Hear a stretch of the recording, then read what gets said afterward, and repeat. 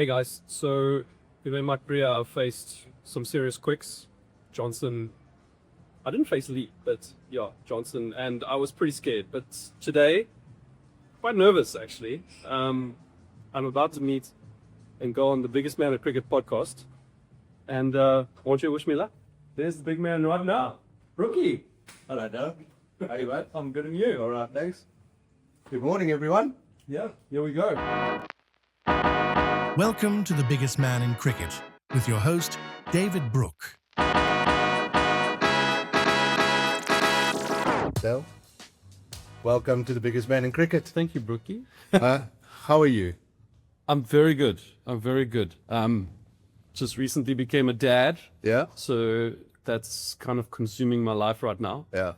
So yeah, that's it really. I was going to say, have you recovered? And then bring in the whole, have you recovered from being a dad? Not the Test Championship.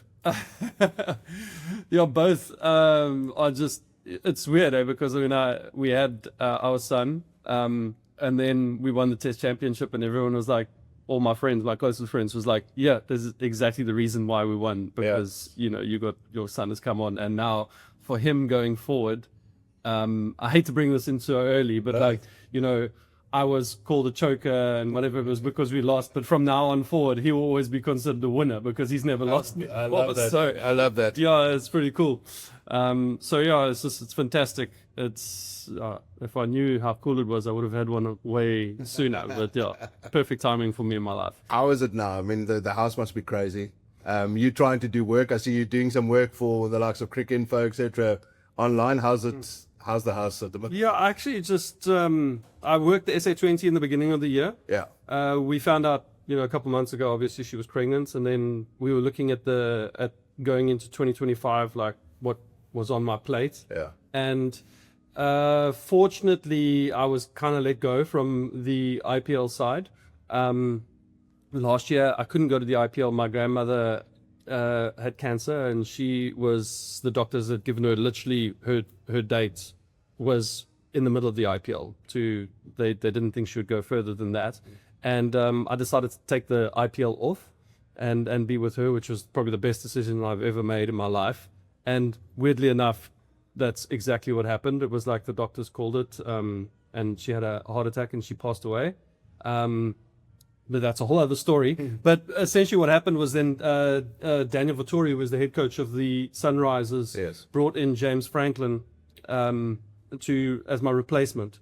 And then I was supposed to go back to the IPL this year.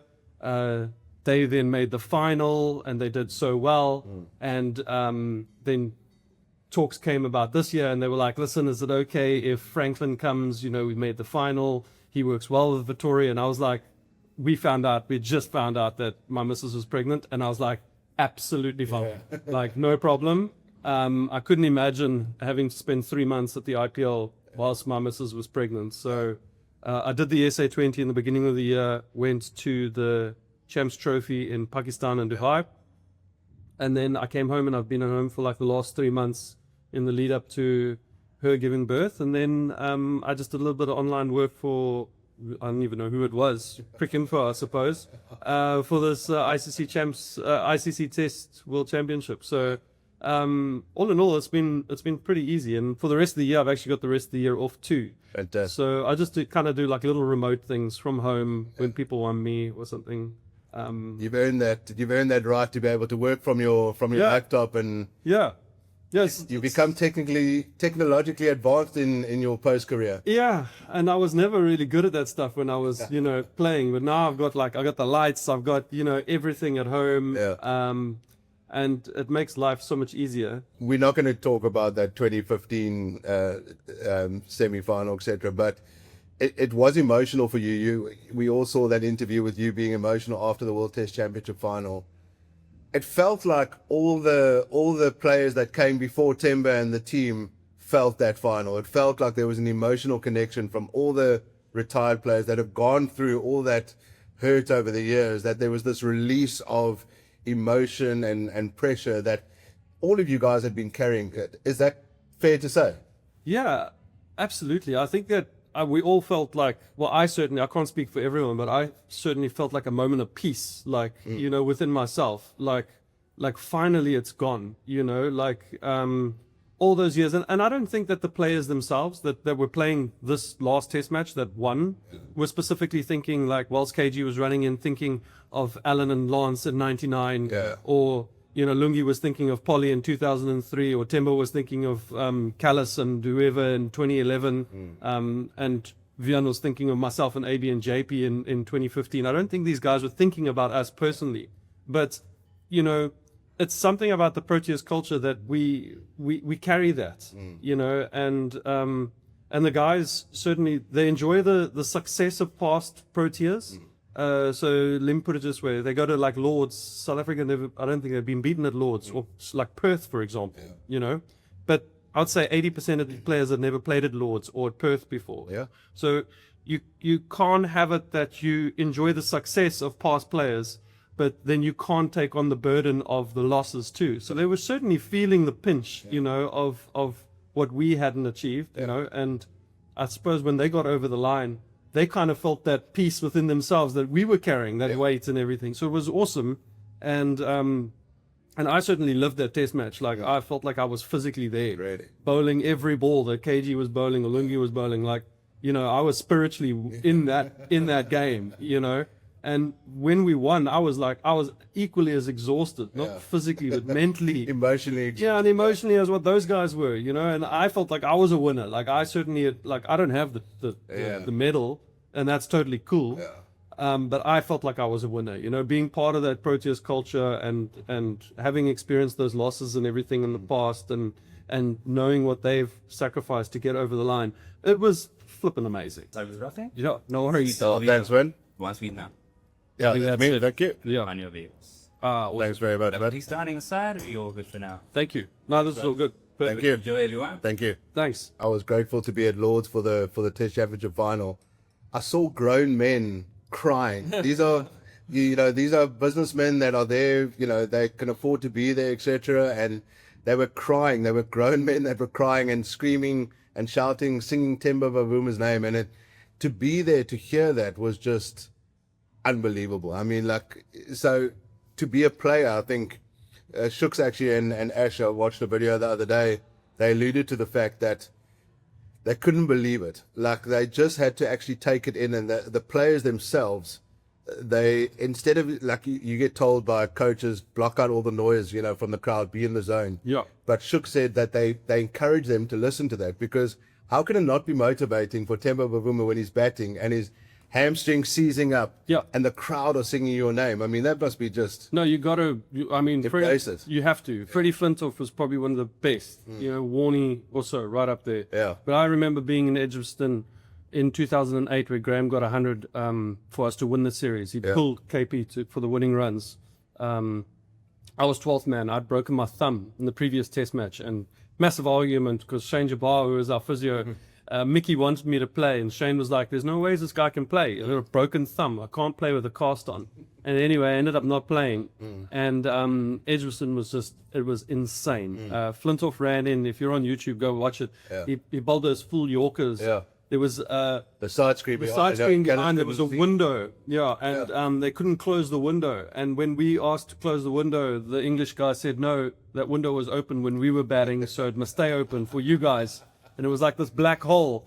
And Callis couldn't see it. He got cleaned up. Neil McKenzie like ducked it, hit him on the foot. I remember that. AB almost got cleaned up. It was amazing. But that crowd was chanting Freddie's name so loud that the old dressing rooms were in like this underground dugout, like a dungeon.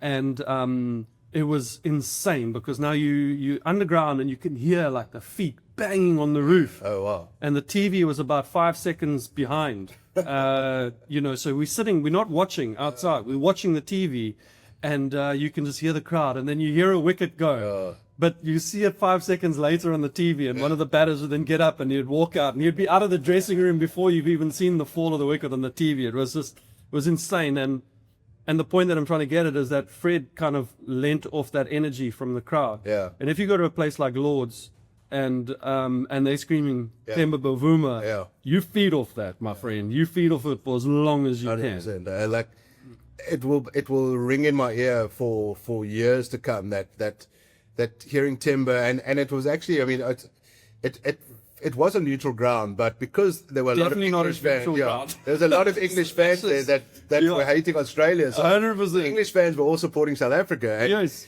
I gauged it on the fact that when I went into the shops and the merch and stuff, there was only Australian stuff left by the end of the test match. That's awesome. All South African stuff had been sold out. Nothing was left. So That's awesome. And even the Australians were like, okay, fair play. Like, you know, they did the thing.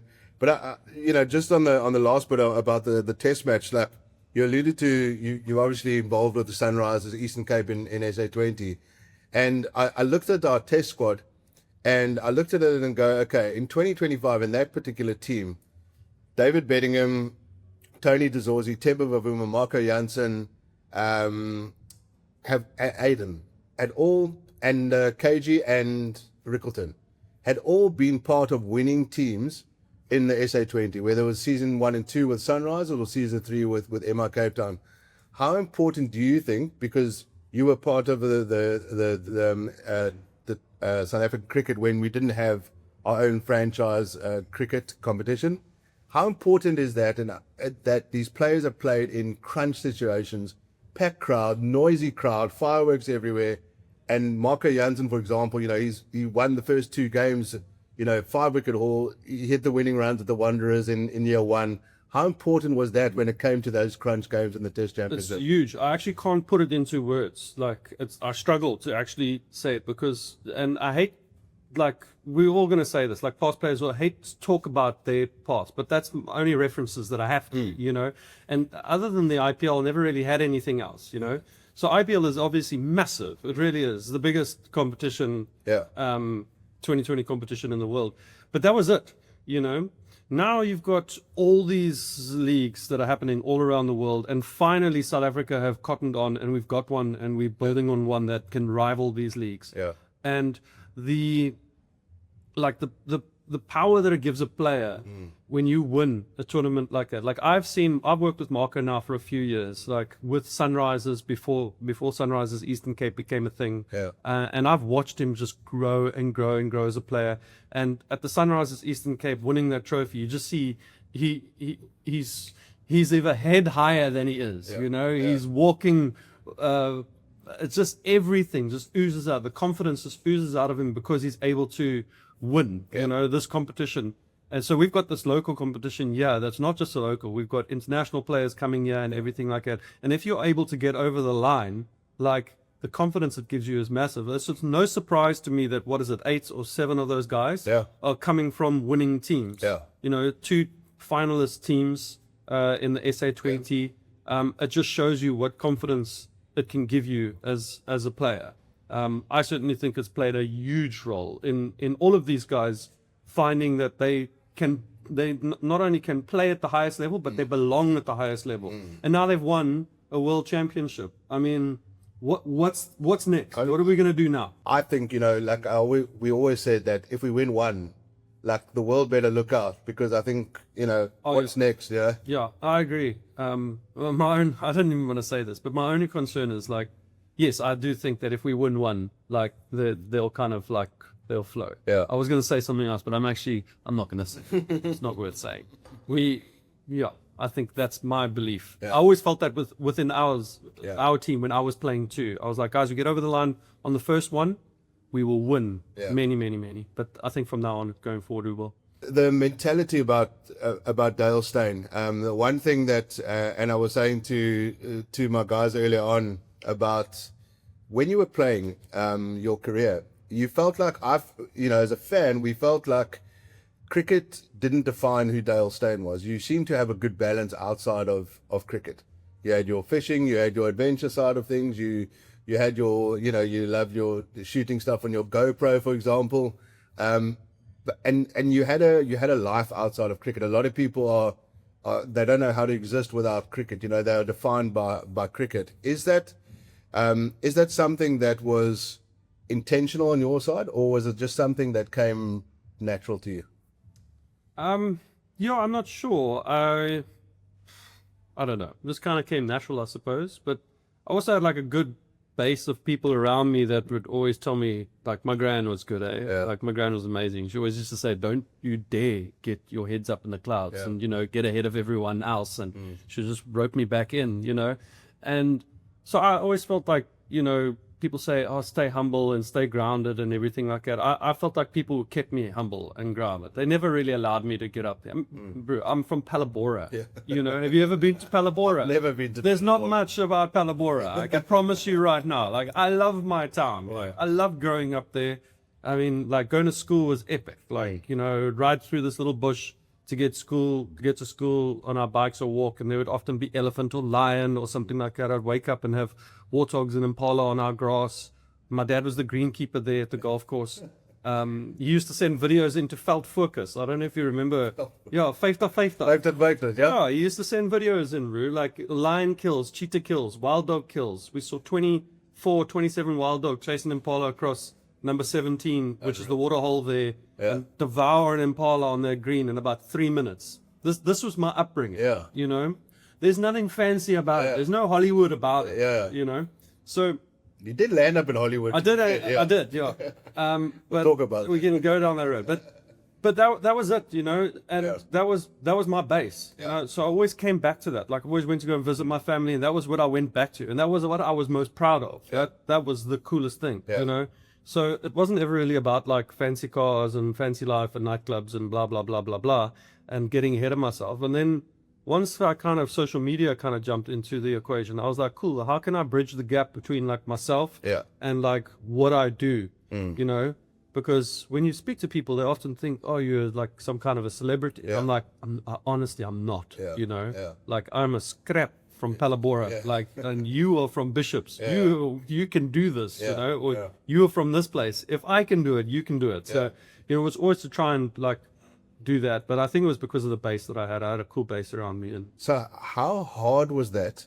You know, as you say, you're in your word, you're a scrap from Palabora, but now people are considering you the greatest of all time. Was that title and status difficult for somebody like you that had come from very humble beginnings, wasn't seeking out celebrity status or grand status, etc.? But so how was it tough for you? well, you don't get it overnight. You know, that's the thing. Like, it wasn't like when I was 21, I was being labeled like any of this kind of stuff. You know, you develop that over time and through achievement that's what you get at. So, you know, I can say that like from the start, like if you take it back to the start, like people wonder why it like happened so quickly or how were you able. And like, I mean, I loved skateboarding. Honestly, like I didn't know if I wanted to go in the direction of being a pro skateboarder or a cricketer. You know, I moved to Pretoria and I was offered some money to play club games, 500 Rand to play at Easter's Cricket Club, and I wasn't getting paid to skateboard. But I was like, Easy decision. yeah, that I was like, this is cool because this can fund my skateboarding, you know, for a little bit, you know. And then obviously they said, oh, here's your first cricket contract. You're going to get 10,000 Rand a month. And I was like, okay, cool. Maybe the skateboarding needs to take a break now. If I hurt myself, I'm done. But the thing about it was that when I was skateboarding, I'd watch these videos. And I wasn't around any other skateboarders. We were skating in Palabora. And I'd watch these videos. And then what I saw and thought was normal was actually extremely hard. So we were doing hard tricks. We just thought that that was kind of normal. And, you know, the cricket kind of like was something that like followed suit in that way. You know, I was watching Alan Donald bowl, Polly bowl, and do what he did. Makaya, whoever it was, bowling, nicking off guys, shaping the ball. And I just thought that that's what cricket was. So I was doing that, you know, and then around me, everyone was saying, it's so difficult. How do you do that? And I just thought that that was the norm. You know, if you wanted to play at this level, that's what you had to do. So I just did that for an extended amount of time to a point where I got 439 plus wickets, you know, and that's all I did. I just did what I thought was the normal everyday thing, whereas it turns out apparently it was quite difficult to do, you know. And that was kind of like through skateboarding that I'd already started doing that in skateboarding, you know. I was watching these great guys do these tricks and we were doing them in Palabora, and then when I got to Pretoria, people were like, where'd you come from? You know, like, we're not doing that kind of stuff. Well, that's I mean, we didn't have social media when you were breaking through, right? And the first time I saw you was when you made your test debut. You evaded actually in the the same game as AB, Yes. which I didn't know about it. But I mean, you played seven first class games before you. Obviously, seven like first class games who obviously weren't broadcast. So the general fan saw this Dale Steyn steaming in and going, "Who the hell is this guy?" Yeah. Which was quite cool because there's nothing. You can see a spinner, obviously the likes of Gogi and stuff when he came on board, but there's nothing more exciting than raw pace. Yep. As a fan and as in world cricket, even when we see young Pakistan tearaways come in, raw pace, there's something about that. I'm right? a big fan of it. Yeah. Even when we were playing against guys like, Mitch Johnson, Yeah. I mentioned on the way here, Yeah. and these guys, like, they were scary as hell, hey? Like, Yeah. I'm not going to lie. But at the same time, like, I loved watching it. I was like, because this is what I do. This is my art, this is my thing. I don't bat. Like, yeah, it was cool watching Sachin score runs. Like, nice, but I don't bat. Like, I don't care about that. Yeah. But it was even cooler to be in the dressing room and watch my own teammates like shitting themselves and then going out and being composed, hiding it. But like I knew what pace was doing to them, and I knew that I was doing that to the same group of guys in the opposition dressing room. And that made me feel like fucking cool, like I've got this, You don't feel like that when you're batting. Yeah. I don't fear a guy when he's batting. Yeah. You can hit a You enjoy 60 minutes batting. ball, he gets out. Yeah. You're gonna shit yourself. You're gonna face this guy all day long. that is some power there. Yeah. Did you enjoy batting? Like I know you got a Hated couple of batting. 15, but you didn't No, I hated batting. really. Yeah. I actually didn't mind batting. Always wore the arm guard as I well. wore, I wore everything. Every guard, yeah. No, because as a quick bowler, guys wanted to hurt me. Yeah. I wanted to hurt them. They wanted to hurt me. Yeah. So there was no shame in putting it on. I actually tweeted about it when KG was batting because he came out to bat. He's left-handed batting. And he's right arm bowler, so that means that his right arm is the front arm, leading arm, yeah. the leading arm. And if he gets hit here on the elbow, that's him. He's gone. Yeah. Just put it on, KG. Just put the bloody arm guard on. If you're out, we're out. That's it. So there was no shame. Pad up. You get hit, you can get back in the line and carry on. Without the gear, you're out of the game. So I did like batting in high school and in club games and stuff like that, but the moment we faced guys that were bowling 150 plus, it was different. Guys that bowl 150 plus are trying to get AB out, they're trying to nick him off, and they're trying to hurt me out. Yeah. That's the difference. Yeah. And like you look at guys, Chris Martin, from New Zealand, the guy cannot bat. Yeah. Why? It's not safe Rather for declare. him to go out Rather there. declare. Yeah. Exactly. Yeah. Like this guy, he doesn't have the skill to bat. Yeah. And you don't see that on the other side. Yeah. Of the coin. Yeah. So yeah. You did have that one famous half century when you batted with JP. I think there was a massive stand of 160 or 180 in Australia. So you did a job. You were able to do a job while the recognised batsman did his job on the other end. Look on your stats over here. Yeah. Who's hit? I think it's the number 3. Yeah. Third most sixes in Test cricket for South Africa. Third most six So who's hit the most sixes? for South Africa in Yes, Test cricket. In Test cricket. AB. Callis. Callis, okay. Who's number 2? Herschel? No. You just said his name. JP. I mean, AB. AB? Yeah. Yeah. Who's number That's only you number 3. My boy. Really? I think I'm 3 or 4. Yeah. Really? Yeah. Anyway, it doesn't All in matter. that innings? I'm ahead of Polly. I'm ahead of Pouch. Really? I'm ahead of all of those guys. That's a great stat. Huh? Yeah, that's a cool stuff. Phrase, we need to print that out, guys. We need to print that out and put that. Second fastest Test 50 in South Africa. Yeah, I remember that one actually. I Same. remember that. Yeah. Hashtag. So, yeah, same. I didn't like that. Listen, you were sponsored by New Balance when you were playing, so they got some coverage off your bat. They did, a little All bit. those free bats that they gave you over the years finally paid you. And now they're all going to now SA20 players. Exactly. As soon as we come and play here in Cape Town, they're like, "Are you having a braai at your house?" Yeah. I'm like, "Oh, you want to?" They're, yes, please. Yeah. They come to the house. What do they do? Straight to the garage, steal the bats. They're like, There was that video that you put on your social media of all the balls, all your fifers that that you took over the years. I mean, it's cool that it's right next to your fishing gear and all of that. It's cool that you still treasure those things. Like, Yeah. I mean, you can't put every ball in a frame, etc., on your wall. Well, to be fair, like if you come to my house, I don't have any memorabilia on my walls at all. Like you would walk in my house, and you wouldn't know that like a cricketer I've actually. heard that lives there. about a lot of cricketers a lot of sportsmen that they don't necessarily want to, because that means that their whole lives are defined by cricket. Yeah, I don't have it. I sometimes I think it's a bit bad. I should have had things. I played with some of the most amazing players and against some of the most amazing players. Excuse me. And I've got stuff from them. I've got shirts from Yuvraj. I've got, I've got Sachin's hat. I've got all of this stuff, but it's just in a bag in a garage underneath a whole bunch of other bags that I couldn't really give a shit about. Yeah. The amount of cricket bags that you must have from the various franchises. I've through the years, all your mates are walking around gym with the Sunrisers. You have no idea. Gym bag. Yeah, our gardener, dude, he is kitted out. I promise you, he loves it. Hey, yeah, that's brilliant. I love that. Yeah, and I mean, just we mentioned the kind of the early influences, and obviously a guy like KG would have obviously looked at you as an early reference point. Firstly, how good is KG? And I looked at the kind of where his stats are. He's about 120 wickets away from you. Are we going to play enough Test cricket over the next few years before KG retires for him to reach your number? And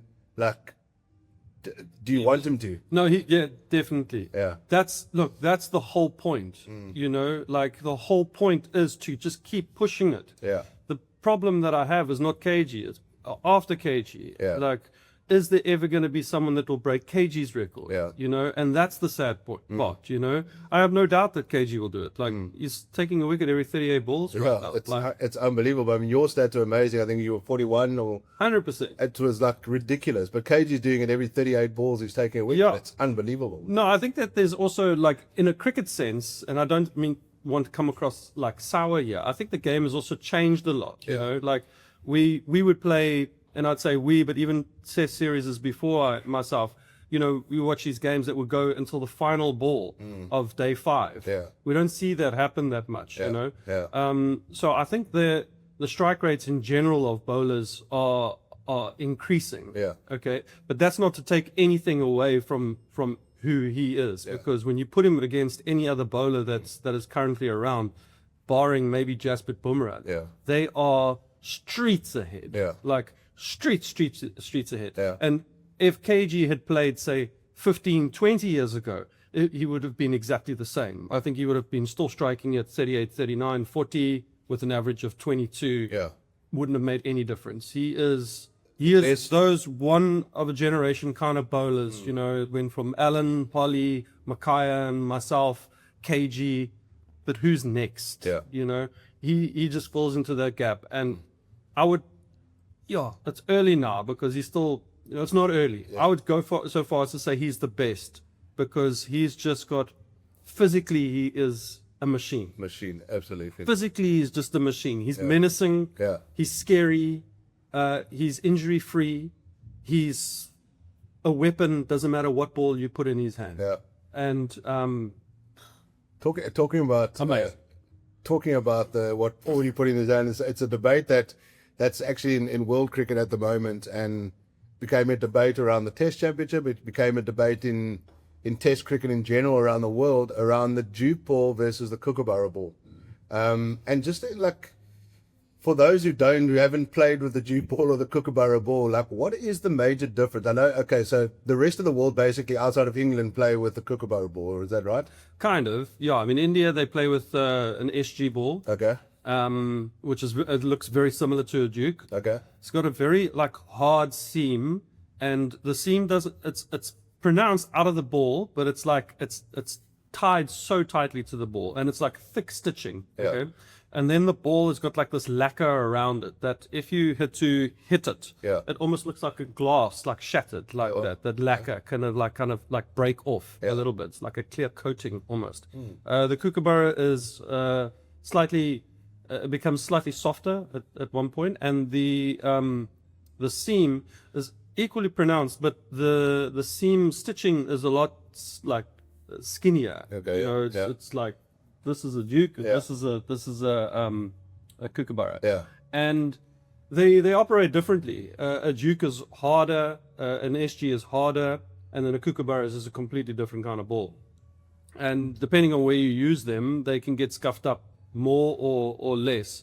So in South Africa, we've got beautiful outfields. Yeah. Our pitches have generally got a little bit of grass on them, so the kookaburras handle those conditions better. Yeah. Whereas in England, they've got these massive stretches of pitches that run all the way across. Yeah, they've they got get dry. their side. They don't have nets necessarily. Yeah. Often a lot of them don't have the net. No They've got the- space. yeah. So they have their nets on the field. Yeah. You know, and that means that the ball and the leather gets scuffed up a lot quicker. Yeah. So that's why they moved to something like a Duke, which can handle the conditions a little bit better, the drier outfields as well as the wet rain.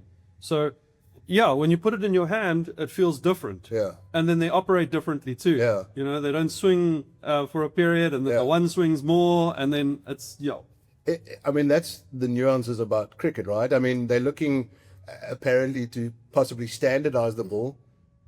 It's like having different balls all part of it. It's a challenge, you know. Yeah. Like, so a Brummer's now playing in England. He must now play with the Duke ball. 100%. I mean, for me as a bowler, like a batter would say that they're going to spinning conditions in India, Yeah. and to get over the line and score 100 in Sri Lanka, and India is equally as good as scoring 100 in South Africa, where it's seaming and going all over the place. And for me, I want to be able to take 5 wickets with a kookaburra, a ball that I'm accustomed to and used to. But now I want to go outside of my comfort zone, take a Duke ball, take 5 wickets in England, Yeah. or an SG ball, take 5 wickets in India. Yeah. You want to challenge yourself to all of those things. So if they standardize one ball and everything, that's pretty shit, actually. No, I agree. Then cricket is all about these nuances. No, and then you Especially Test cricket. absolutely, and then you talk about things like stats and everything like that, you know, and people's stats and all this kind of stuff. Remember, all those stats don't account to the balls that you use. Yeah. If you standardize it now, and then you say from now on going forward, and you look at a guy's record, you say, oh, he averages 23, and he said, but he's never bowled with a Duke. He's never bowled with an SG. Doesn't know how difficult it is. You know how flat it gets. You know, Listen, that it doesn't seem so. Your record, I mean, a lot of home-based players have mainly in their careers will have, you know, they would have done well at home, and then some of the better players would have done reasonably well overseas. But yours are pretty much even. I mean, that speaks to your not just your stats, but your legacy as a bowler. You could bowl anywhere in the world and still be successful. Like, how important was that for you as a cricketer? You enjoyed the challenge of going to Sri Lanka and a flat wicket and still being able to take wickets. Yeah. Look, 2 things jump out for me. Firstly, I was never someone who read pitches very well in my cricketing career. I had to get better at it. Yeah. Because I hated walking into a dressing room, and then the batters would go, oh, it's so flat, you know, and we can't take any wickets. Yeah. And I was like, well, then how am I going to be part of this game? I was like, I don't care what the pitch looks like, you know, I'm going to take wickets, you know, like, I don't care if it's green, I don't care if it's flat, I'm going to take wickets. Yeah. So I go to India and I would be like, doesn't matter what the pitch is like, you know, I'm going to find the length that works, and I'm going to find an area that that the batter's struggling with, and I'm going to zone in on that, and I'm going to target that area, and I'm going to be relentless, and I'm not going to give in until I get a wicket. And I also didn't care how I got my wickets. I mean, we had guys like Mark Boucher and Callis and all these guys that had toured like India many times before. Yeah. And one of the key pieces of advice they always said to me is that a caught at slip in South Africa is as good as or a caught at mid wicket in India, okay, or caught cover is as good as a caught at slip in South Africa, if that makes sense. Yeah. So you can't go Still, to India with the same mentality like, oh, I'm going to run in, I'm going to nick this guy off, it's going to go to second slip, because that's what I do back home. No, you know, you have to adjust and adapt to the conditions. And if getting them caught to cover and getting them caught at mid wicket is how I'm going to get my wickets, and so be it. That's how I'm going to get my wickets. Yeah. And so I was able to adjust to that quickly with that kind of mentality. And then from a physical point of view, I was quite lucky because I wasn't as tall as somebody like Morne Morkel, but I wasn't as short as somebody like Temba, okay? But I had that like, kind of perfect height that was quite skiddy. So in the subcontinent, when I bowled a bouncer, batters struggled to pick up the length to tell whether they must get under it. Like Morne bowled a bouncer, they would duck, it would bounce over there. Yeah. I would bowl a bouncer and they would still kind of think, should I play? And when they think, that's where like I'd either find the edge or force them into getting gloved or something like that. And then with my fuller ball like that, when I just went touch fuller, it kind of always stayed below the knee roll. So I was always challenging the stumps and the pads, getting LBW and bowled. and that's because of my height. And then so KG and myself are pretty much the same height. Yeah. Anoop Nortje, same height. Yeah. So we pick up our wickets all in a very, very kind of similar manner. And then you got guys that are slightly taller, Lungi, Mornay, Marco. They have to pick up their wickets differently. Yeah. Talking about Lungi, I noticed something and it reminded me of when you were playing under Graham in the heyday, where Graham would be able to recognize when the crazy eyes came out, and he would say and looked like that you could bowl a spell of 15 overs in one go, because he just said, I see you're in the groove. I'm not taking that ball away from you. Get me 2 or 3 wickets here. I saw that in this Test Championship final when Lungi got his first wicket of Steve Smith, a massive wicket. And he already bowled, I think, 6 overs in the spell. So he was coming towards that. But somehow, I mean, explain it, because somehow you find that energy. You have a sniff and you just go for the kill. That's it. Yeah, you just, yeah. And having a good captain is paramount, my friend. Like, let me tell you something. Like, people say, oh, well done. You know, you took 430 something test wickets and everything like that. It wouldn't have been for a good captain. Yeah. Like, if I go and I look at the way that Graham captained me, and then you go to the way that Hashim captained me, and AB, and then at the back end, Faf captained me, and this is not having a go at them. Like, I picked up the bulk of my wickets under Graham because, like, poor Paul Harris would toil, would bowl 15 overs, and finally he would get, you know, a wicket, you know? Yeah. And then he's like, okay, now I'm good to go. Now I'm going to pick up 2 or 3. And Graham would be like, Harrow, Dale, you're bowling from that side there. And then I'd go bang, bang, and I'd take 2 wickets, and Harrow go, I'd be like, 5-leg boundary for me, thank you. Exactly. Now Harrow go again, another 12 overs. Maybe you get another wicket, you know? And captains have those guys, you know, and I was kind of Graham's guy, and Graham would be like, he showed the faith in me, and then I backed it up with taking wickets, and then I quite liked it, you know. I was like, cool. When he came to me, he looked at me and he was like, put the ball in my chest, and he's like, you break this game open right now, break it open right now, and I'm like, I've got you, and I'll go and I'll do that, and that was cool. And then as you go through your captains and your career, you know, new players kind of come in and everything. And I'd say, like, by the back end of my career, like, Faf was the captain, and Faf's go-to guy would be like KG. Yeah. You know? Yeah.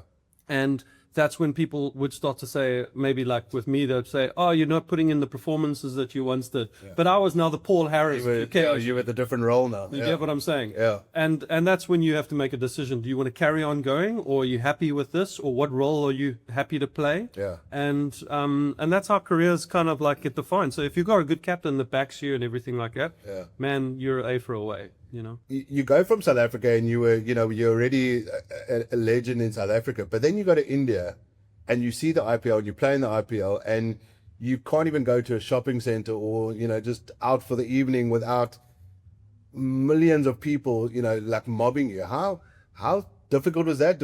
You know, you are quite a reserved guy generally, so that must have been quite a tough transition, even though it sounds glamorous, etc. Yeah. I mean, it depends on how you kind of accept it, you know. Like, I was somebody that was like, all right, cool. How do I say this? Like, have you ever been to a party before? I love animals, you know. Like, I love dogs, bro. I've got 4 dogs, and I go to. You would never know. Yeah. And then you go to someone's house. You go to like a house party or something like that, and they've got their dog. Yeah. And all you want is you want to pet this dog because you love the dog. And what does the dog do? He avoids you all night. Yeah. Okay. And who does he go and bother? He goes and he bothers the one person that hates dogs. Yeah. And this person, you hear them the whole night ranting and bitching. I've got 3 dogs around me the whole time, and all I want is the dog. You know. And I found like India was kind of the same thing. Like if you embraced it, you know, the crowds there and the people when you were in a shopping mall, if you just embraced it, they kind of leave you alone. Yeah. They're like, all right, cool. We get it. This guy's cool. They get their photo. They leave you alone. Sometimes it can get hectic. Don't get me wrong. But for the most time, they're just like, cool. If you are the person that doesn't like it, you know what happens? Yeah. They hound you. And it comes even more and even more and even more. And often those are the people that are like the most famous of famous, you know, and they don't like it, and guess what happens? It just gets bigger and bigger and bigger. Yeah. And that's India for you. And the people that embrace it, they just like, eventually they're like, oh no, this guy's boring. You know? He actually wants us here. No, we'll move on. So It is crazy and it is chaotic.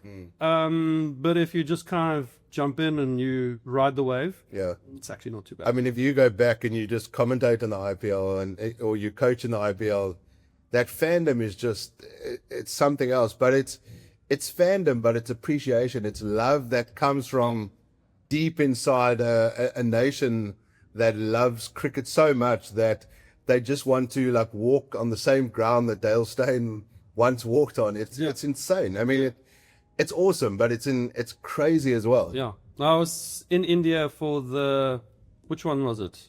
I can't even remember which one it was.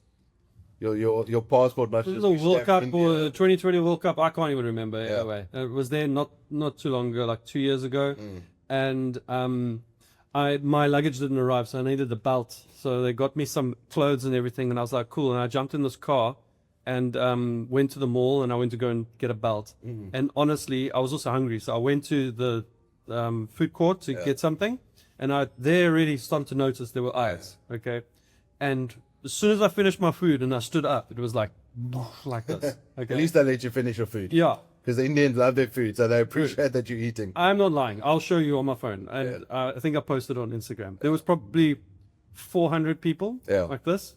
And I got escorted out of there. I couldn't even get a belt. Like, it was just like, and these people were just like, it was just, but that was it. Like it was one of these smaller little cities and they don't get a lot of cricket. Yeah. So the fact that there was like cricket there and they're cricket mad, Yeah. they were just like, they were all over it. So, and even that, I was like, you know what? I don't mind. Yeah. It's actually fine. It's cool. I've made these guys, their day is like made. 100%, yeah. They got their TikTok, they got the Instagram. Yeah. It's cool, whatever. Like social media is actually something which I feel that you've always like, you've actually embraced it. You haven't feared it. You sometimes, I mean, there's not many people in the world that could just put one word and then there's like 4 million comments and stuff. I mean, I laugh sometimes when you put a picture up of your dogs, but then all the Indian fans going, Dale, please come back. And you like, listen, I'm not coming back. No. But they still hold out hope that you, AB, you're coming back to play in the IPL,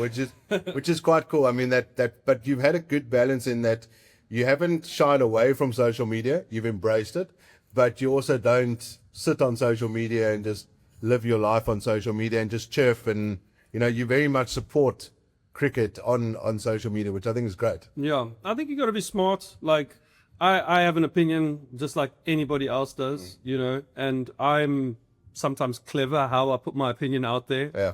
I can kind of like put it that it sits on the fence, that you can look at it one way or the other. Yeah. And I think that creates sometimes a little bit of like, Yeah. debate, as to where I'm sitting with this, and it puts me in a safe space that like I can go, well, I'm certainly fine, but I can also definitely go this way if I wanted to.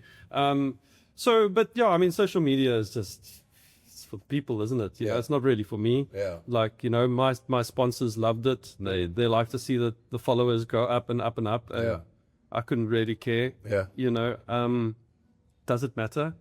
Like I dig my dogs, like my family and my friends. And I like putting things out there because like I like to brag when I catch a big fish. Yeah. But Right. It makes you relatable. That's- and I think that's the thing is that like I'm just like anybody else, but like I don't know. Yeah, it's a fun thing, and also I think if you've got that kind of following, people are interested in you and everything like that. Sometimes you owe it to them to Give something back. give something back to them. Like they're putting in the time to follow you. And they're commenting and everything like that. Every now and then I let them a little bit into my life, and I'll be like, cool, here you go. A question that I wanted to ask you for a while was like, I alluded it to earlier on about greatness, right? You seem like obviously very happy in your space. You've always seemed kind of like a happy-go-lucky kind of guy, but and this is something, I mean, it's Tendulkar or Dhoni or whatever, can a GOAT be happy as well? Or are you a GOAT only because, you've been called a GOAT by fans? Can you actually be happy as a GOAT? In like life or Yeah, in life. I don't know. I suppose it's all up to you, like I think cricket wasn't always my thing. You know, like I've not joked about it, but I was serious about it. I spoke to like Paddy Upton once, and I said this to him on his podcast. Yeah, I listened to that episode. You know, and for a long time, I honestly did feel like I had this massively good skill where I could run in and land the ball exactly where I wanted it, like 90% of the time. Okay, and it was easy for me. I didn't find that difficult. It wasn't difficult, you know. You know what I find difficult is like normal day stuff, you know, just normal day stuff, like walking into the shop and picking the right flippant type of Nappy. seedless loaf bread that my missus wants. That's tough. Options. No, There's a lot of options. Yeah. Which cheese did you want again? Oh my goodness. That shit's tough. Yeah. Okay. Bowling a cricket ball was not difficult for me, you know? And like, so I find normal life like more tough, you know? And like, that stuff was just irrelevant, you know? So like, I live quite comfortably just trying to figure it out like everybody else, you know? Are you enjoying? I mean, we're getting towards the end, and we're going to get to our declaration questions. It's something that. That was so quick, really. Yeah, no, listen, we don't want to use that. I only had one cup of coffee. No, it's fine. We can order you another, but actually, we need to organize a Coke. Actually, Yeah, please. yeah, it's going to be organize a Coke for the man, please. Yeah, you know, just like, you know, we obviously we're sitting here at Bootlegger, and we've asked our previous guests kind of like the best roast or that you've ever like chirp that you've ever had or heard. I can't imagine too many batters are chirping you. It's so tough because there's so many things, you know. There's so many things, and there's so many little things. That's the beauty about cricket. There's so many little things.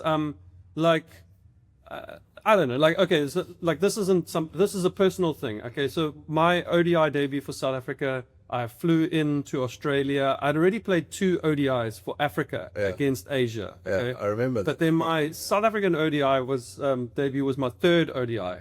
Okay, and I flew down to Melbourne, played there at the Telstra Dome, got off the plane like jet lag, straight into a game, and Phil Jakes, brew, he laid into me. Okay, he like smashed me.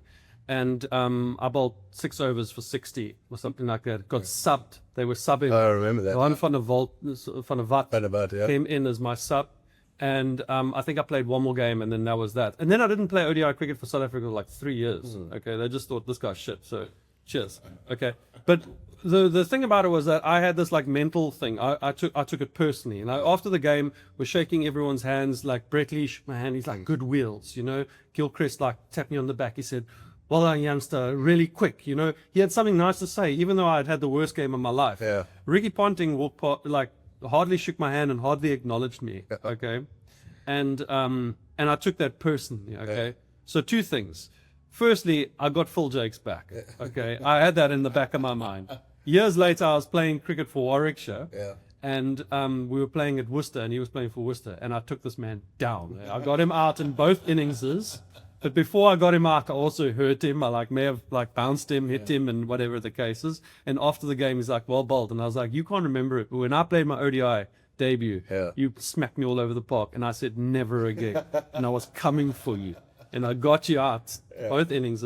And then Ponting, like, I didn't tell anybody this, but like made it a secret thing, like that I'm gonna. This guy. When I come up against this guy, give me the ball. I'm gonna give him hell. Yeah. And strangely enough, I got him out like a couple times, not many times. Yeah. Okay, but I made his life like a misery. Yeah. And years later, he's now retired and he's written a book, and I'm walking through exclusive books, and there's Ricky Ponting's book, and I open it up and I'm flicking through it, and there's this page, and it says bowlers most difficult players I've ever played against. Courtney Walsh, somebody else, Dale Steyn. Yeah. And then I read there, and he's literally I'll buy this. Thank you. And he's literally mentioned my name, and he said like what a hard time he had facing me. And internally, I was like, yes, no fucker, you know, I got you, you know, you got me then. But I that was like my secret goal. So like maybe it wasn't a chirp, maybe it wasn't a this or it wasn't a that. But it was years. It took me years to get that kind of acknowledgement. Yeah. And now when I see Ricky, we don't talk about it. Like There's a mutual respect. There's nothing personal, Yeah. you know. And I see Ricky now. I talk to him about his kids and what's happening in his life and everything like that. We don't even care about cricket, you know. But that was my goal. Like, and to get that acknowledgement without him even knowing that was my goal, that was cool. That was even better. That was cool. It was way better than any bloody chirp. Yeah. That would have lasted a second. Yeah. You know, this meant something. I love that. I think those are the kind of like the personal, those personal kind of like endeavors. Like as a fast bowler, like you need to be challenged. Like I feel like often, like, you know, the commentators would say like maybe at lunchtime, like Graham kept you in the change room. They didn't feed you at lunchtime. You know what I mean? Like just to make you like a little bit angry. Like I think fast bowlers need a little bit of anger in them. Like a little bit of vendetta. Yeah, it's strange because like within like the space, the change room space is a very unique kind of space that you want to kind of treat, you know, like you want it to be calm and chilled for the next batter to go in, and but you also want it to be your safe space, you know. And I always had this like, we had this kind of like challenge. I wasn't somebody that walked into the dressing room and broke things and everything. You hear about batters that go in there and smash bats. Jason's windows. Jason Roy, I remember we played a game for Surrey. He hit a chair and the bat bounced back. He hit him and broke his nose. And then that was Surrey against Hampshire. And then Friday, England were playing. Couldn't play for England because he had a broken nose, you know. Like this shit happens, you know. But I wasn't one of these guys that would go into the dressing room and break things. I was like, was kind of calm, but there was days that like the Hulk kind of came out, you know. And I'd often argue with my own teammates because when I get into the dressing room, there was the odd day that I was really angry, you know. And they would come to me and they're like, "No, you need to calm down now." And I'm like, "You don't get to tell me to calm down, okay? Because you don't get Bruce Banner in here and the Hulk out there. I need to calm down somewhere along the line, you know. And I'm not breaking and kicking stumps out on the field and grabbing guys by the grill. So when I get into the dressing room, there's going to be a period where I need to calm down. You know? So don't tell me to calm down right now because you enjoy me out there, but you don't want me. 100%. So, but I wasn't always like that. And I allowed it with other players and everything like that. So the dressing room is a very unique. Yes. This is the biggest man in cricket, and he organises Dale Steyn a Coke. This is brilliant. Thank you so much. No problem, man. Yeah. I mean, the change room is kind of sacred, and I've been in a few change rooms. I've been lucky to be in a change room with you as well. And I always, that kind of like guy that comes in screaming, shouting, and the change room just carries on talking like it's the norm. You don't talk to the guy that goes out. I always find that like odd, but also like exactly what cricket is about. 10 minutes, some guys linger a little bit longer in the change room. You don't talk to them for an hour, but some guys come out, they'll have a shower, they'll calm down, and then they'll come out to bowl again. You get your 5 minutes grace. You know, everyone's allowed to be upset and everything like that. Just don't destroy the dressing room. I've seen that happen. I've paid for it myself. Do you get a little invoice at the end of I accidentally once, I'm not going to lie. Give us the story. Give us the story. I was playing at Supersport Park, my home ground, playing against England, first test match. Friedel de Vet makes his debut because I have got a hamstring injury. And I'd go out onto the field to do the warm-up before to make sure to check fitness test and everything like that. Everyone's on the field, and I failed the test, okay? And I know test match fitness tests leans more towards the player and less towards the physio. Because it's like, do you honestly think that you can make 5 days? You know, you need to tell me. And so when the player says he has to be strong enough and brave enough to say no, you want to play. But when you say no, you know that you're making the right call. So I said no, run up the stairs, and I'm into the dressing room. And the dressing room is like kind of configured. They got this like cardboard kind of wall, and there's the bicycle spinning bike is there, okay? And everyone's down on the field, and I'm so angry and I'm so upset like this. And I kicked the bicycle, like I didn't think of it much. Like I kind of kicked it, and it fell over. And it went straight through the cardboard wall, like this, and the whole wall is now gone. Like it's like because it was like paper thick, you know. And so they quickly help me there. They take the whole thing down, which exposes the physio room now to the entire dressing room. And now the players come back up the stairs and they walk in and they're like, "But there was a wall there, and now there's no wall there anymore. Like it's completely gone, you know." What happened to the wall? No, nothing happened to the wall. Yeah, and then at the end of the match, just like here's a little envelope. Yes. Here we go. There's an invoice from Jacques for, and Yeah. please. 7,000 or 8,000 rand for the cardboard wall. And you didn't get your match fee, so I didn't get you anything. ran at a loss on that test. Yeah. But you'll be okay. Yeah. You'll be fine. Okay, but we're reaching the end of the episode. I mean, it's been absolutely incredible to have you on this, and thank you very much for your time. But before we go, you might be the GOAT, but I'm the biggest man in cricket. So biggest man, and then maybe GOAT is a little bit above. We'll give you that. But we have something, an insert here called the declaration, where we fire off a few kind of quick fire questions at the end. Not yes or no answers, one word answers, like you can elaborate, but let's go for it. Go. Shoot. I talk, unfortunately. Listen, Yeah. you can talk for hours. We can do Okay, we can use this episode as 5 episodes. There's so much going on in my brain. It's Talk. tough to kind of like, there always needs to be like a story Yeah. within the story to give you an understanding of like, to set the tone. So you Listen, I think understand if we what did it's like. if we you did a know? YouTube live and we sat here for the next 10 hours, we would get millions of There's so much, really. yeah. Yeah. Okay. Okay, hit me. Declaration. One book that has stood out for you and why? Like a book that you've read in your career. It's Anthony Kiedis' book from Red Hot Chili Peppers. Okay. It's called Scar Tissue. Yeah. Nice. Just like great book. Yeah. Lead singer from Red Hot Chili Peppers, and yeah, just had this wild life, like insane, still managed to operate at the highest level. Yeah, just cool book. Is that the kind of books you read? Do you read autobiographies? Do you read sport books? Or are you into music books? Like, generally? I like characters, like people. Okay, cool. You know, so like if I kind of connect like something with a particular person, then I'm into it. But I can Love it. like pick up a book and like I think that I like this person, read the first few pages and go, it's not grabbing me. Yeah. Nice one. Okay, favorite tour memory off the field, not on the field, off the field.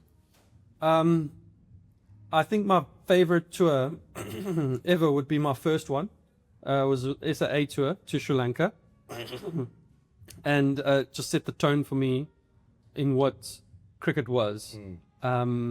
We got there, got into Colombo, got into tuk-tuks. We were racing around. Yeah. We had been given meal allowance money, which we used the money to buy fake DVDs. Brought them back to South Africa, was praying that we weren't going to get pulled over and checked, you know. Yeah. And I was just young, and it was just amazing, Yeah. you know. And like, I've had incredible tours with the Proteas. We've won in Australia, we won in England, we've won in the West Indies, we won in India, we won all over the place. But that first one just gave me a taste of what cricket on the road is going to be like, and it's just like, you know, You always seem to embrace those cultures, those different cultures and stuff. You wanted to go to the Bangladeshs, these kind of, where you could just experience something new. You've Yeah. never shied away from that. you know, every place that I've ever been to has been awesome. You Yeah. know, and like England, New Zealand, Australia, great tours to go on. London is Yeah. amazing. Like I love London. Okay, but it's no different to Cape Town. Like it's cool. Like go to the Caribbean. You know, go to St. Lucia. Like that's awesome. Go to Colombo. You know, go to Gaul in Colombo. Go to the fort. That's cool. Like That looks like a cool place to watch cricket, I must say. those are cool places. The most underrated player you ever played with or against? Underrated. Ryan McLaren, maybe. Oh, nice. Interesting. Yeah. Played some Yeah. international cricket, but Played a little bit. yeah. Could have been better with the bat. Underrated. Like caught well, bowled well, Yeah. just did his job, Yeah. you know. And then Proper nice pro, guy, Proper like pro. Yeah. proper guy, you know. And just never deserved as much probably recognition as he does. There are many guys, but he jumps to mind. That's cool. Yeah. If ChatGPT existed during your career, what would you have asked it? I don't even use it today, so I don't even know what I would have asked it. Also, you got mostly of the guys out anyway, so you couldn't really. Yeah. That's a good answer. Good answer. One young player outside of South Africa that you maybe seen or worked with that you reckon's destined for big things. Outside of South Africa. Yeah. Would have been in the IPL then, I suppose. Yeah, Abhishek from Sunrisers. He's kind of setting the world a little bit on fire right now, especially in 2020 cricket. But he has his flaws too. You know, I think if he tours a place like South Africa or Australia where there's a bit of bounce and there's a bit of seam, or there's a little bit of hold in the wicket and there's a little bit of stop, he might struggle. But yeah, it's really good. And then we've spoken to you. I mean, you were in the Adam Sandler's Blended movie, which was still one of the coolest things probably you've ever done in your career. But if there was a biopic that was made of Dale Steyn, who's playing you in the lead role?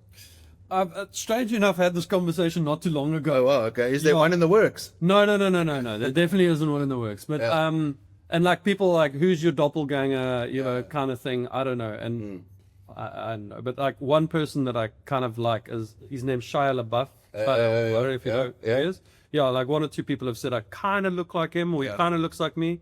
So if you had to play that role, he's quite an interesting character too. He's a unique human. You know. That fits perfectly. I kind of think that I fall into that similar life role. So I don't know, maybe him. Yeah. Did you enjoy? Let's quickly talk about that Blended. Did you enjoy that little Hollywood cameo experience? You've now have a profile, I think, on IMDb. Which is not many cameo. Not many other cricketers. Not many other cricketers. There can't be many. As a matter of fact, actually none. Like, really? No. None of them have been in Hollywood. That's cool. Eh? So. I mean, how did that come about? Sorry, I know we normally finish after the declaration, but it's love to know how that came about. That's a cool story and one that's worth telling. So Rory Steyn, who worked for a company called Nichols and Steyn, they supply all the bodyguards and the security guards for cricket teams all around the world. Okay, they also do red carpet kind of stuff for Oscars and everything like that. And Rory and myself are really good friends. We have been for years. I met Rory. He was Nelson Mandela's personal bodyguard. So he's an amazing man.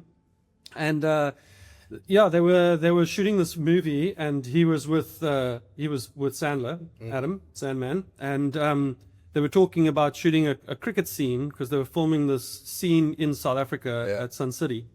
And Rory suggested me to Adam. So all of a sudden, I get this call. My phone rings. Rory, he's like, I've got someone who was on the line who wants to talk to you. I'm like, cool, no problem. And immediately, I recognize this man's voice. And it's Adam Sandler at the end of the line. When you get True Caller and it says Adam Sandler, is that? So it's amazing. Now they're all at dinner. This is the funny part. Okay, so they're all at dinner, and he says, "Listen, I've got the scene I want to shoot." And it's this cricket scene. I don't know anything about cricket, but we're in South Africa. We want to do this. Would you be keen to come over and film it for us? And I was in London at the time. And I was like, of course, you know. And the next thing across the phone is Drew Barrymore. She jumped. She's like, get your ass here. And I was like, what is going on? Like, honestly, this is bullshit, okay? So then a couple of weeks later, everything gets sorted. Flights, I fly to Atlanta. This is where we shoot the scene. So fly to Atlanta. I spend a week there, and I'm pulling into the golf course where we're staying at the reception, and here comes Sandman, pulls in this massive big black SUV, and his bulldog on the front seat, and he's like, Dale, and I'm like, what is going on? So he's like, come hop in. So I hop in, put the bulldog on my lap, and we go for a drive. We go to the sets and everything like that. I meet the crew, chill for like an hour and a half. I haven't even gotten out of my clothes yet. Drops me off. He says, I'll come pick you up later. We'll go for dinner. I'm like, okay, perfect. And this is what happens. The next day we shoot a small part of the scene because the scene is shot in two segments. I'm talking to a guy that's that side. So the camera's behind them and I'm in view, and then the camera's behind me and they're in view. And we shot that in 2 days. Believe it or not. It's so weird. And in between shoots, then we had lunch breaks, and then he would come with a golf cart, and Shaq O'Neill and myself would get onto the golf cart, and we'd go down to the clubhouse, and we would shoot hoops, and we would play basketball in between scenes, and then we would come back up. I'm not joking, I promise you. We'd come back up, and then hair and makeup and everything like that, and then we would go again.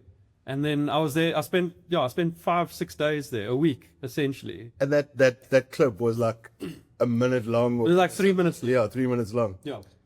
That's unreal. What an experience. And then from there, I went to I said that I wanted to go watch the US. He asked me, "What are you doing?" And I was like, "I want to go watch the US Open of surfing at Huntington Beach," because I was in America and I thought, why not? Yeah. And he's like, "Cool, no problem." Sorted everything out. Paid for the flight there. Paid for my car. Paid for my accommodation. Everything. Always. Yeah. And then from LA, I flew from LA to London, and then I came home. Yeah. That is a, a crazy story. Sorry. Yeah. There's one more question I want to ask, but I was Yeah. supposed to ask you earlier on, but that video, I mean, the America thing triggered me again. And in terms of like, you were there last year for the World Cup, and that viral video of you going to I think it was a backfast or a bowling machine or something like that. And the poor guy there, God bless his soul, didn't realize that you were the greatest of all time No. fast bowling, and had no idea who you were. And you get there, it was a fan activation, trying to obviously build the game of cricket there. And you go there and you ask him, okay, what's going on here? And he teaches you how to bowl. Firstly, like, I mean, what's your reaction there? I mean, you're a very chilled guy, so you don't like. Okay, so it's very funny. So what happened was that me and my missus were in New York. We got the day off, and we went down to the 9/11 memorial site to go and see, where the Twin Towers were and everything like that. And we're just kind of cruising around, and there's Statue of Liberty in the background, blah, blah, blah. And now we're walking back up to one of the main roads to kind of like head back up to Midtown or whatever it is, Manhattan, I don't know, And we walked through this activation center, and I saw that there was a section there that could bowl. And I was going to play in that Legends League or whatever it Yeah, was. I remember that. Yeah. And I hadn't started bowling yet. So I said, let's go in there, let's see. I didn't know that they were teaching. I just thought it was a net. Yeah. And I was just going to like kind of roll my arm over. Yeah. And I pull in, and then I was like, said to the woman, so what's happening here? And she immediately starts to try and teach me how to bowl. Yeah. So I'm like, whoa, Yeah. just stop. And I look at my missus and I'm like, get the camera. Because I This think is going to be good. this is going to be good. And my missus then goes, and I said, can you do that? Can you do that all over again? Yeah. please?" And she's like, no problem. And then she starts. Okay. So we filmed the whole thing in like one continuous shot. What I put out on Instagram is like kind of just cut it. Yeah. Okay. And then she's like, but yeah, go into the net. So I go into the net. And this is the funniest part that didn't make it. This is where my missus put the phone down for a split second. She was enjoying it too much. Yeah. To be in the So I get in, and the guy said, I said to the guy, champ, what are we doing here? He's like, yeah, I'm gonna teach you how to bowl. Okay. I'm like, cool. So now she hasn't filmed this part. Okay. So he bowls the first ball, and he hits the stumps, and he turns around and he says, and that's how it's done. And I turned to her and I was like, where's the... And I was like, no. And I wish we had that part, because he said, I'm going to teach you how to bowl. Yeah. And he bowled and he hit the stumps, and he's like, and that's how it's done. That's And I how was it's like, done, yeah. oh my God. Learn from the pro. Yeah, and then she pulled out the phone, Yeah. and then the rest of it kind of happened where he's like, oh, the ball's got to bounce, you got to keep your arm straight and all of that kind of stuff.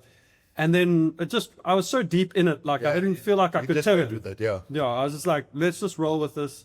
Because I also didn't want to come across as I was pulling the mickey out of it, you know? yeah. But I thought, well, this is innocent, it's great. It's a fan activation. You're a fan, so you want to learn how to bowl. It just is what it is. Yeah. I didn't like try and mock him or anything like that.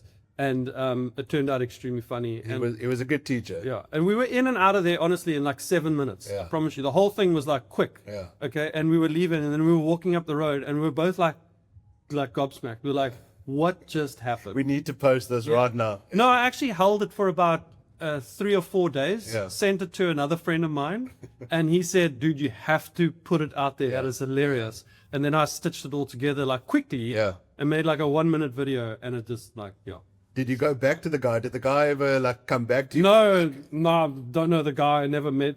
Don't know who he is. He had a mask on. I don't even think I'd recognize him if he walked in right now. Yeah.